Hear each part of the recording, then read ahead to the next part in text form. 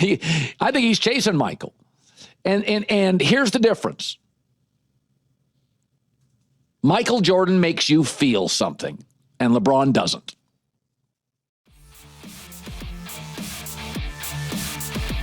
All right, welcome back to the show, everyone. Hope y'all are having a good day so far. So I never thought I'd react to a Colin Cowherd video, but here we are. First of all, here's the title. Colin Cowherd calls out LeBron for not solely focusing on winning with the Lakers, the Herd NBA. The reason I wanted to do this was to point something very simple out, which is even LeBron's greatest supporters throughout the years, like his greatest shills, are already starting to come out and speak against him. And to the point, can you imagine what's going to happen once he actually retires and it's all said and done? So I've seen Colin come out a couple of times at this point, and he has completely changed his tone on LeBron James. And he's not the only one I've seen do it, but he's the one I'm going to showcase today. So anyways, you guys, as I always do, I'm going to link the original video down below in the description.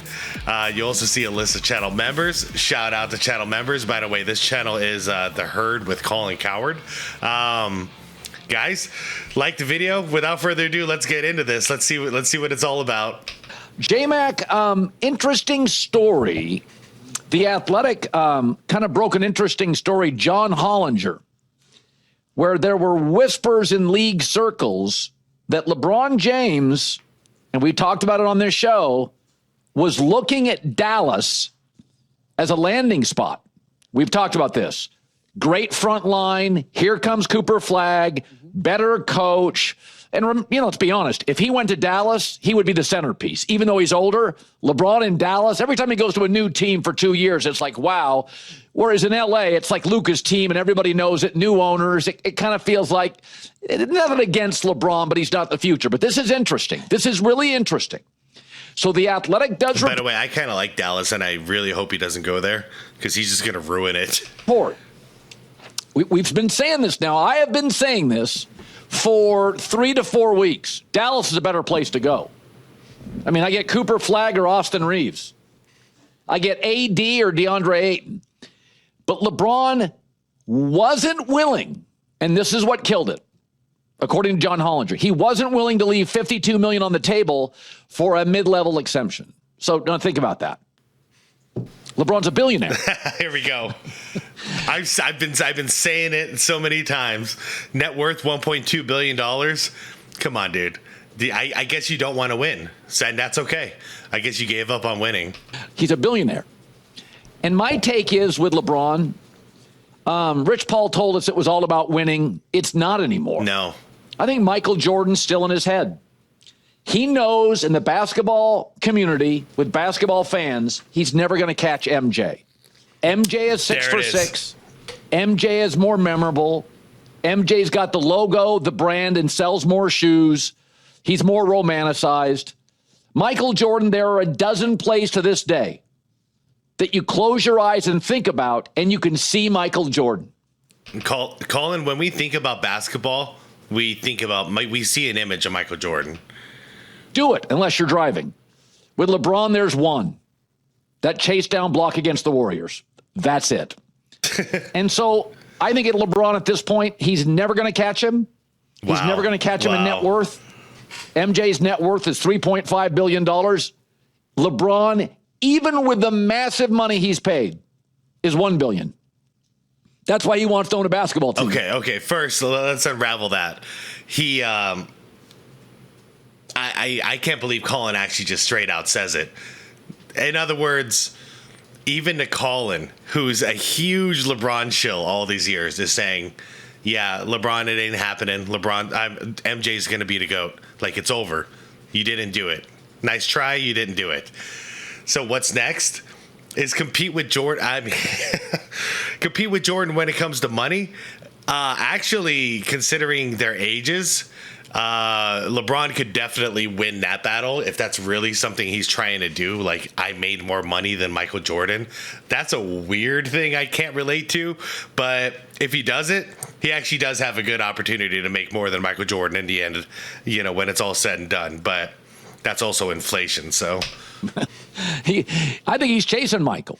Of course he is. And here's the difference. Michael Jordan makes you feel something, and LeBron doesn't. Yes. It's so true. MJ, and I mean, high-level salespeople will tell you, you want to trigger emotion in advertisers and consumers. You want to make people feel something about a product. Michael has that. Damn, guys, you guys remember Sports Nation back in the day with Colin and Michelle Beadle?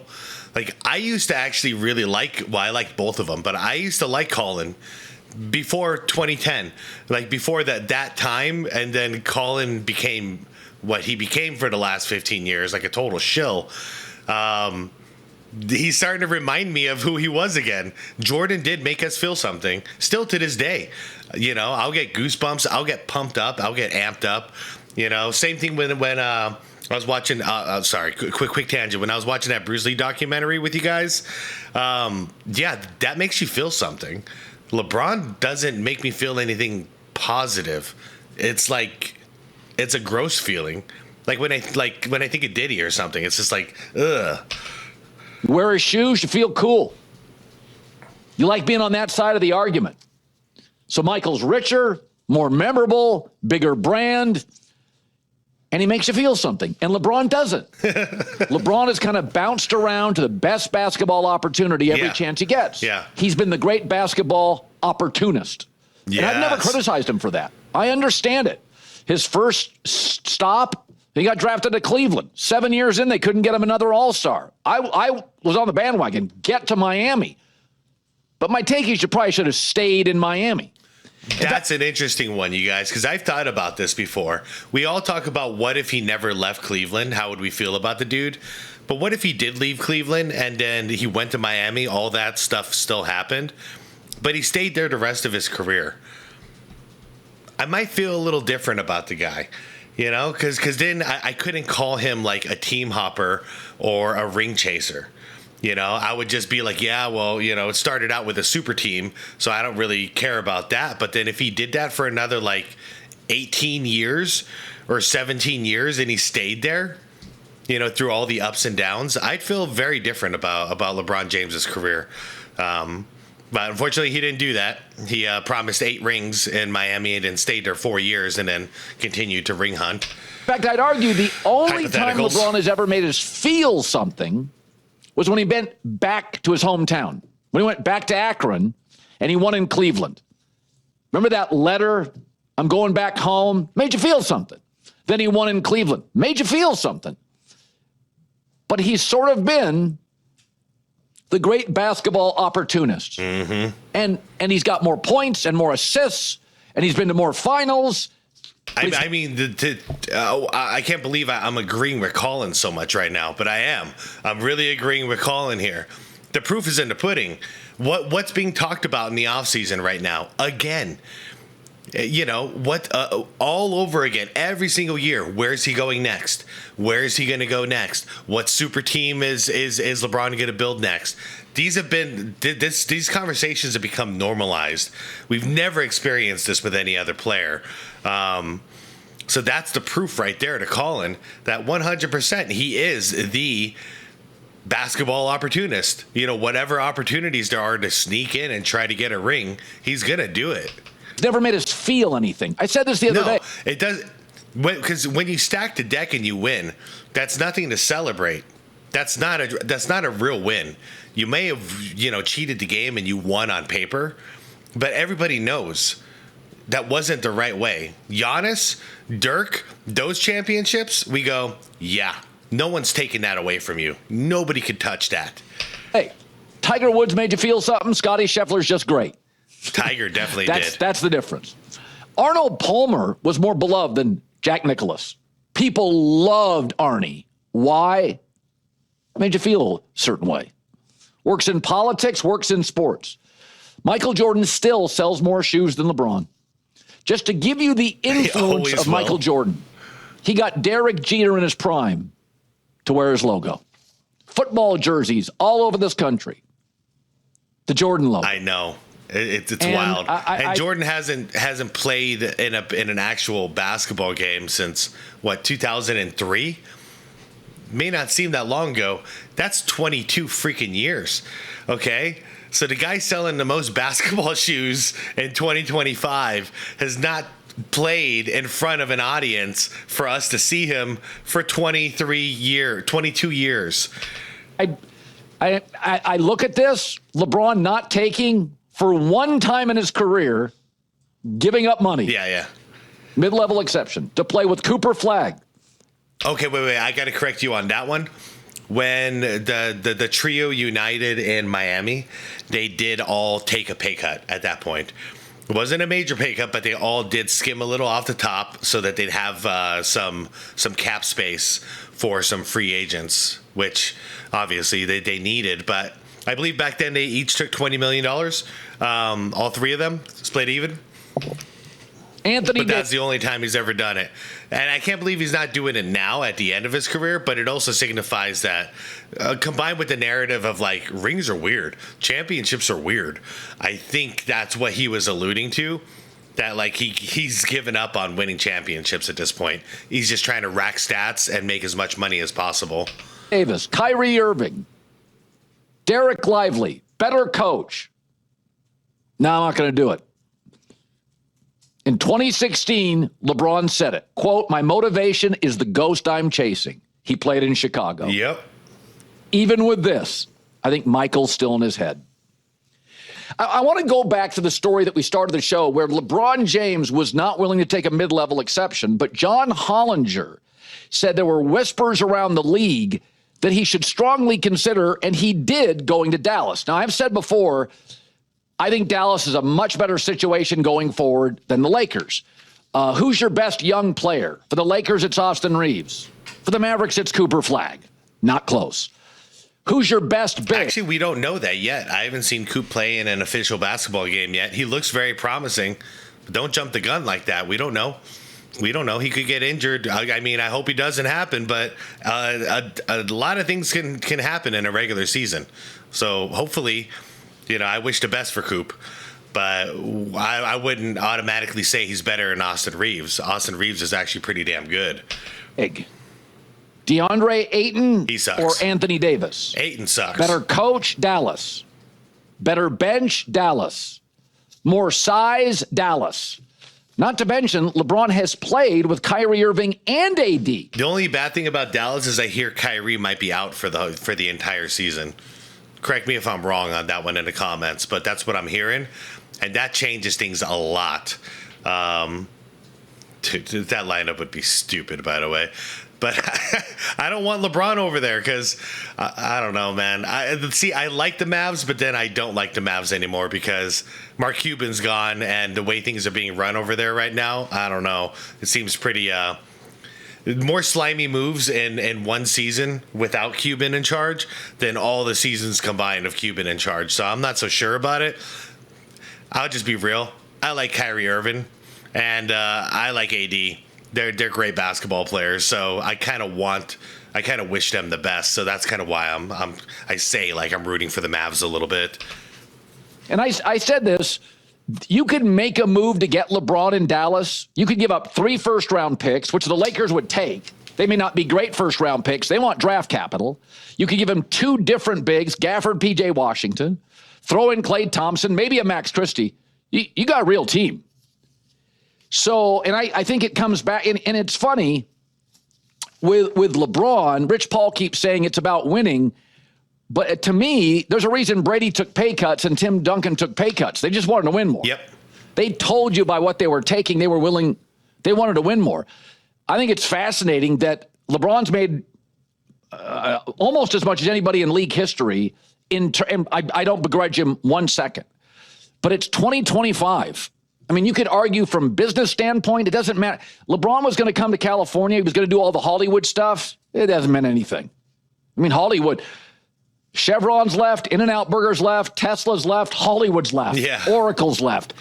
Business in Texas right now is humming. It's just fine. It's true. Because part of the reason he came to L.A., remember when he came to L.A., it was not a good roster. It was not a good organization. I mean, Jeannie Buss was one of the, least wealthy owners. Kobe's last 5 years, it was the worst record in the NBA, worse than Carolina, worse than Washington. So there was a lot of talk. He's going there for business. Well, what business? How many movies he in? I mean, he got businesses all over California leaving. I mean, he did his one, right? He did his Space Jam too. I just think it's really interesting. There's an executive that came out in Hoops Wire is reporting. One NBA exec said, why didn't he join Cleveland? He made a mistake. I'm not going to sit here and tell somebody not to, take $50 million. But LeBron's a billionaire, man, said the NBA exec. Mm-hmm. I'll argue Cleveland and Dallas are championship teams with LeBron. And here's the other thing. And I also don't think neither Cleveland or Dallas would ever consider taking him unless it was for low dollar at this point. Why? Because they have fantastic teams already, especially Cleveland. Dude, Cleveland was looking really sick going into the playoffs last season. So I don't think they want him. It seems like a poison-free zone right now. So you bring LeBron in there, it's going to ruin the chemistry. Same with Dallas. Their new owners are crazy though, so maybe they would do it, but they can't afford him. So he'd have to. Well, he didn't do it. He opted in on his $52 million. So it is what it is at this point. He'd have to ask for a buyout. And I don't know why the Lakers' new owners would want to lose that money. Why do it? Unless they feel like they can win now. But I feel like they might be shooting for next year. So they might just, in my opinion, they're going to let LeBron play out his final season. $52 million. Here you go, buddy. Now we're done. That was your last deal where we're moving on. Because it's the end. But if this was like a multi-year deal or something, they would just buy LeBron out at this point and just get him out of here. Yes, you get Luka in Los Angeles. He's a great offensive player. Let me repeat that. He's a great offensive player. Uh-huh. There is a caveat with Luka. He'll never be committed to defense. He'll never be an elite defensive player or even very good. And he is much more ball-centric than anybody on Dallas, including Kyrie Irving. Luka needs the ball. He's not nearly as an effective player off ball. He needs the ball and should have it at this point in LeBron's career. So I think it's just an interesting story that John Hollinger, who's somebody that is tied into the league, said there were whispers around the league about LeBron. He was looking at Dallas, and he decided against it. And the reasoning here is he would not take a mid-level exception. It's like, Michael Jordan was underpaid the first 9 years of his career. He was making like a really bad contract early. So it was. Okay, well then let's compare the end of their careers. Jordan took $1 million per year, and then he donated it to the 9/11 relief funds. But that's not the point. The point is why did he take $1 million? Yes, at that point he was. It was basically. He thought it was going to return to an ownership stake, right? So what was really going on is in Jordan's mind was, well, I shouldn't be soaking up all this money. We need to build a team. We need the best team possible. And I would want the best chance to win. So I shouldn't take all this money. I'm rich as hell. You know what I mean? I'm Michael Jordan. I am, nowadays he's a multi-billionaire, blah, blah, blah. We all know. Like, he's got a ton of money. So he's thinking, why would I soak up all the money if we want to win? So, basically all that money went to signing free agents and, yada, yada. It still didn't work out, but that was the thought process behind it. For a guy like LeBron, who should be desperate to win at this point because of this whole GOAT thing that he started, it's actually kind of surprising that he made this move and he opted and he went for the money instead of ring chasing. I'll admit it. I'm actually kind of surprised. I don't believe it yet though, because I know how snake-like his whole camp is. So I still think he's trying something. There's something going on behind all of this that he is going to try to ring stack one more time. I just don't know exactly what it looks like yet. To mention, Texas, no state tax. California's 13-3, if you care about that stuff. LeBron, I'm sure, cares somewhat about it, but most billionaires do. LeBron has made $528 million in just NBA contracts. Damn. That's got to be tops, right? Is that tops all time? Has to be I think tops. it is, yeah. I mean, if you add this year's contract, that has to be tops in NBA history. So the Dallas thing, it is tops, yeah. For a while, it was Kevin Garnett. Then it was Kobe Bryant. Now it's LeBron. And the irony is, Michael Jordan didn't even earn as much money in the NBA as Scottie Pippen did. But guess what? He got 6 rings. Oh, I don't know. Don't you, J-Mac, think that is like the idea? And again, I'm not here to mess with the guy's money, but when you're the highest paid guy in the history of a sport,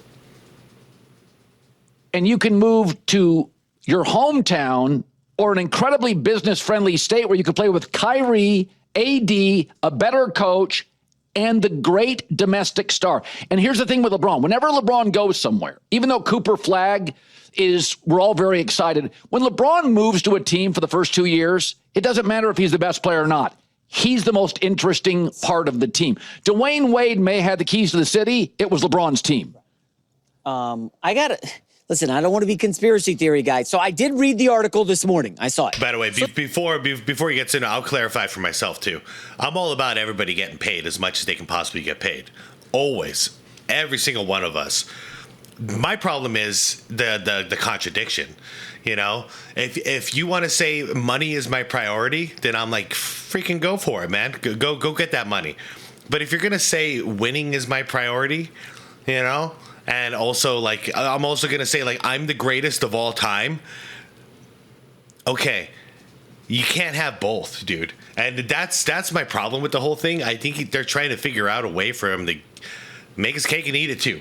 You know, it's that whole thing. So, no, man, if it was just at the end of his career and he was like, I'm just going to do a farewell tour next year and, you know, we don't care about, you know, anything else. We're going to end it in LA. So we, you know, the family doesn't have to move and all that. I'd be all for it. Like, yeah, man. Have your final round. Have your last year. Get paid as much money as you possibly can. We've seen a lot of players do that. Speaking of Scottie Pippen, that's what he did with the Bulls. A lot of players have done this, though. Signed one last big contract for one last year. You know, Kobe Bryant as well, I believe, walked away with a huge payday, and he deserved it.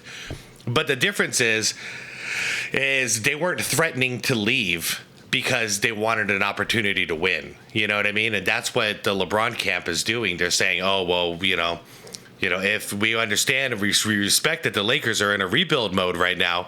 However, like LeBron's priorities are winning. Okay, cool. So you just made it clear, but then you contradict it by opting in at that $52 million. That's my problem with it. So then I just went back to it about 3 minutes ago, and the article's been wiped off the internet. Now, that could just be my phone and my computer, but I wonder, I mean, Colin, the idea of LeBron going from 52 to a mid-level exception, kind of sort of lunacy. There's zero chance he was doing that, right? Why on earth would he take that much money less? Because he wanted to win, like he said he did. I mean, Michael Jordan, remember at the end, demanded to be the highest paid player in the league. I'm sure you remember those days. He was like making like 30-something, which at the time was a lot. Yeah, Michael made $93 million playing. Yeah. LeBron's made almost $600 million. It's $93 million in 1990 was, you know, a metric ton He of played money. until 2003, buddy. Don't even fucking try it. Don't even fucking try to lies. But Colin, you're not as competitive as me. You know, I do sports and I like try to stack my teams and win all these championships. That mean nothing. I'm not. That's not me. Right now. Same. Why would LeBron not want to play with A, friends, and B, on a SxADk team? Why would you want to be on a bad team? Like the idea that, He's not on a bad team, by the way. What is this narrative? The Lakers are freaking stacked. You got Cooper Flag and my guy Kyrie and my guy AD. Man, can we link up? How can I get over there? I'm sure that crossed his mind. But the reality is there was no chance that was ever happening, right? None. I don't know. These new owners with the Lakers, they got their eye on re-signing Luka. It's very odd. I mean, LeBron's made a lot of business decisions. He is the ultimate NBA opportunist, and I will defend that to the ends of the earth. I have no problem with mobility. Cleveland couldn't get him good players. Miami got old really fast. He went to the Lakers. That was a business move because they weren't the best. They didn't have the best roster. There were many. Horrible. They were horrible. Yeah. But I don't think LA's paid him off. I mean, think about it. Where are all the movies? Well, What have they done? Is his he got to shoe? handpick the coach and his sons on the team. Yeah, how's that worked? I don't know. They were third seed in the West. I mean, Bronny's in the NBA. That's exciting. Couldn't have done that in Cleveland. Couldn't do that in Dallas. All right. It's about to cut off right there in 1 second. Damn, man. You know, either I'm right and there's some grand scheme here, or this is just, I mean, it does play into the theory too. This is just entitlement. Like, I think this is just insane levels of narcissism. You know, one, we know about the attention seeking. You know, we saw him, practice in the Clippers gym, and when he shows up in Cleveland and he's golfing and all this crap that he does. You know, he's like, he needs to be the center of attention. We understand that, big narcissist. But the entitlement stuff, I really think there's a part of him that believes I can get my $52 million and still somehow join a super team. Like, I really think that's what he thinks. I think he really thinks he's a freaking king, so that's what's going on in his mind. And I'm willing to bet you guys that if it doesn't happen, if there's no trades that happen in this offseason or anything like that, the Lakers do not release his contract, they do not buy it out, I believe he will become an absolute menace in LA until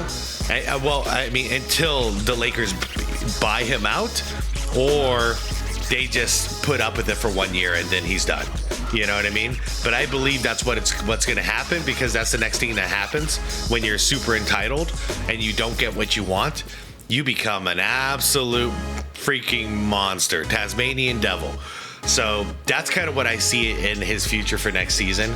If he is an LA Laker, he's going to just cause chaos over there and basically force the owner's hand. And my real question is going to be, will the owner actually do it? Because I hear it's a very, very smart business people out there. So if you just got a year to deal with this BS, I'd probably just not just don't give it any attention. Be like, all right, crap your pants, cry on the floor, complain to the media, do whatever you want, man. Next year, you're out of town. You're not my problem anymore. But I would hope they wouldn't reward his bad behavior by buying him out, because that leads right into the trap. Anyways, you guys, I feel like I've talked about this one enough. The whole reason I wanted to point this out was, guys, that was Colin Cowherd saying all these things. Like, that's almost the equivalent of like a Shannon Sharp coming out and saying these things, or a Nick Wright. Like Colin was like that hardcore into the punch for years. So there's one domino. I wonder who's next. Anyways, you guys, I'm out of here. Leave your comments down below. We'll have a conversation like we always do. Thank you so much for watching. Like the video, subscribe to the channel if you want more content like this. And most importantly, be water, my friends.